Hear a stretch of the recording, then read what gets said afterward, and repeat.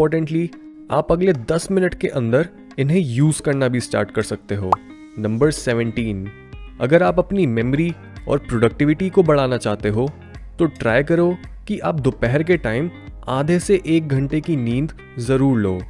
कई स्टडीज में पता लगा है कि जो लोग दिन में सोते हैं उनके ब्रेन सेल्स उनकी मेमोरीज को ज्यादा पक्का बना पाते हैं और शरीर को एक्स्ट्रा रेस्ट मिलने की वजह से वो दूसरों के कंपैरिजन में ओवरऑल काम भी ज्यादा कर पाते हैं। नंबर 16, क्या आपका मूड ऑफ है?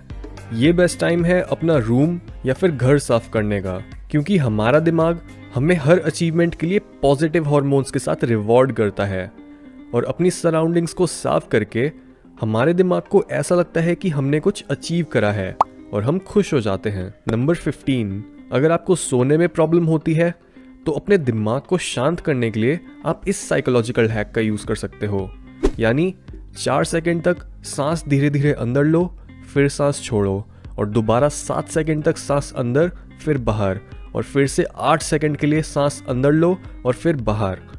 ये हैक आपके दिमाग तक ज्यादा ऑक्सीजन पहुंचाएगा और आप ज्यादा रिलैक्स्ड फील करोगे। नंबर 14, कभी भी किसी से बात करते टाइम या जैसे फिलर वर्ड्स यूज करने के बजाय प्रैक्टिस करो कि आप उस टाइम पर कुछ भी बोलने से पहले उस बारे में सोचने के लिए छोटा सा पॉज लो। इससे लोगों को ये नहीं लगेगा कि आप कुछ छुपाने या फिर झूठ बोलने की कोशिश कर रहे हो। नंबर 13, जब भी आप किसी से हाथ मिला रहे हो ये पक्का रखो कि आपका हाथ गर्म हो, क्योंकि एक गर्म हाथ दूसरों की नज़र में आपको ज़्यादा डिजायरेबल और अट्रैक्टिव बना सकता है। नंबर 12, कभी भी दूसरों के पीठ पीछे उनके बारे में बुरा मत बोलो, यानी चाहे आपके आसपास के लोग भी दूसरे इंसान की बुराई कर रहे हों और इवन अगर आप उस चीज पर अग्री भी करते हो तब भी आपने उस गॉसिपिंग का पार्ट नहीं बनना। ऐसे जब लोगों को समझ आ जाएगा कि आप दूसरों की पीठ पीछे बुराई नहीं करते तो वो लोग आपकी पीठ पीछे आपकी बुराई करना कम कर देंगे। इस तरह से लोग आपको दूसरों से ज्यादा पॉजिटिव समझने लगेंगे और आप पर ट्रस्ट करने लगेंगे। नंबर 11, हमेशा एक टाइम पर सिर्फ एक काम पर ही फोकस करो, क्योंकि मल्टीटास्किंग एक मिथ है। दिन के कुछ घंटे सिर्फ एक काम को प्रायोरिटाइज करते हुए निकाल दो और उसके बाद दूसरे काम करना शुरू करो, क्योंकि अगर आप काफी सारी चीजें एक साथ करने की कोशिश करोगे तो चांसेस हैं कि आप कुछ भी ढंग से नहीं कर पाओगे। नंबर 10, किसी भी चीज को ढूंढते टाइम अपनी नजर राइट से शुरू करते हुए लेफ्ट में ले जाओ, क्योंकि नॉर्मली ज्यादातर लोग लेफ्ट से राइट में देखते हैं, पर इस तरह से नजरें घुमाने पर हमारी चीजों को अनदेखा करने के चांसेस काफी ज्यादा होते हैं, क्योंकि हमें इस मूवमेंट की आदत हो चुकी है और अब हम इस पर उतना ध्यान नहीं देते। पर जैसे ही हम ऑपोजिट डायरेक्शन में देखना स्टार्ट करते हैं हमारी नजर स्लो और ज्यादा फोकस्ड हो जाती है और हमारे उस चीज को ढूंढने के चांसेस बढ़ जाते हैं। नंबर 9, अगर आप चाहते हो कि दूसरे आपकी बात ढंग से सुने और आपको सीरियसली लें तो बस अपनी आवाज की पिच कम कर दो और गले से बोलने के बजाय मुंह से बोलने की कोशिश करो। ऐसा करने पर चाहे आप कुछ भी बोल रहे हो आपकी आवाज एक कमांड की तरह सुनाई देगी और लोग ऑटोमेटिकली सीधे होकर आपको अटेंशन देने लगेंगे। नंबर 8, आपको ये ज़रूर पता होगा कि स्लो गाने सुनते टाइम हम रिलैक्स्ड फील करते हैं, पर ये इफ़ेक्ट हमेशा काम नहीं करता। कई स्टडीज़ में पता चला है कि कई बार जब आप डिप्रेस्ड, स्लीपी या थके हुए महसूस करते हो तो आपको लाउड और एक्सट्रीम टाइप का म्यूज़िक सुनना चाहिए। ऐसा करने पर आपके दिमाग में मौजूद न्यूरॉन्स भी उस गाने की स्पीड को मैच करने की कोशिश करेंगे और आप एकदम से एनर्जेटिक फील करोगे। नंबर 7, कम टाइम में ज़्यादा काम करना चाहते हो? इस इल्यूजन को देखो। यहाँ पर 3 डांसर्स एक पैर पर घूमने वाला मूव कर रही हैं।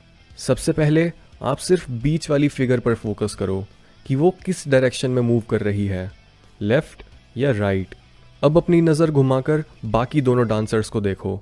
चांसेस हैं कि अब आपको बीच वाली डांसर ऑपोजिट डायरेक्शन में घूमती दिखाई दे रही होगी और अपना मेंटल फोकस बढ़ाने के लिए आपने अपने दिमाग को डांसर को सिर्फ एक डायरेक्शन में देखने के लिए ट्रेन करना है। नंबर 6, अगर आपको कोई चीज़ याद करने में मुश्किल होती है या फिर आप कुछ ऐसा सुनते हो जिसे आप बाद में याद रखना चाहते हो तो जब भी आप उस चीज़ के बारे में सोचो, अपनी मुट्ठी कस के बंद कर लो।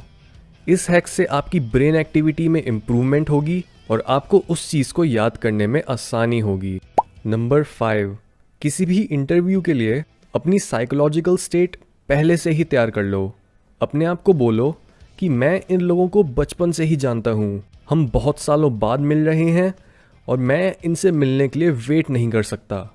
अपने आप को ये बातें बोलने से आप एक पॉजिटिव एक्सपीरियंस को विजुअलाइज कर पाओगे और आपके उस इंटरव्यू को क्रैक करने के चांसेस बढ़ जाएंगे। नंबर 4, शॉपिंग करते टाइम अपनी आंखों के एकदम सामने पड़ी हुई चीज़ से चकमा मत खाओ, क्योंकि जिन चीज़ों को हमारे आई लेवल पर रखा जाता है वो ज़्यादातर महंगी होती हैं, और जस्ट बिकॉज ज़्यादातर कस्टमर्स अपने सामने पड़ी हुई चीज़ तक ज़्यादा ईजिली पहुंच पाते हैं, दुकान वाले ज़्यादा पैसे बना पाते हैं। सो अपना शॉपिंग बिल कम करने के लिए ट्राई करो कि आप शेल्फ के सबसे ऊपर या फिर नीचे वाले प्रोडक्ट्स को भी देखो। नंबर 3, जब भी आप उदास फील कर रहे हो तब बनाना या फिर पाइनएप्पल खाओ, क्योंकि इन फ्रूट्स में सेरोटोनिन बनाने वाला अमीनो एसिड ट्रिप्टोफेन होता है, जिसको खाने के बाद आप रिलैक्स्ड और हैप्पी फील करते हो। नंबर 2, किसी भी क्रिएटिव कंपटीशन में अगर आपका ओपोनेंट काफ़ी अच्छा परफॉर्म कर रहा है तो बस उनसे ये पूछो कि उनकी ऐसा परफॉर्म करने की टेक्निक क्या है। ये क्वेश्चन उन्हें इसका आंसर सोचने पर मजबूर कर देगा, जिससे उनकी एनर्जी अपनी बॉडी और क्रिएटिविटी से हटकर लॉजिक पर आ जाएगी और ओवरथिंकिंग की वजह से वो बुरा परफॉर्म करने लगेंगे। नंबर 1, कई बार नेगेटिव लोगों को हराने का बेस्ट तरीका होता है उन्हें अटेंशन ना देना, क्योंकि ज़्यादातर नेगेटिव लोगों का गुस्सा या फिर चिड़चिड़ापन उनकी अपनी तरफ अटेंशन खींचने की टेक्निक होती है, और तभी ऐसे लोगों को इग्नोर करने पर ज़्यादातर केसेस में उनको ये रियलाइज़ करने का मौका मिल जाता है कि उनका बिहेवियर सही नहीं है और उन्हें अपने आप को चेंज करना चाहिए।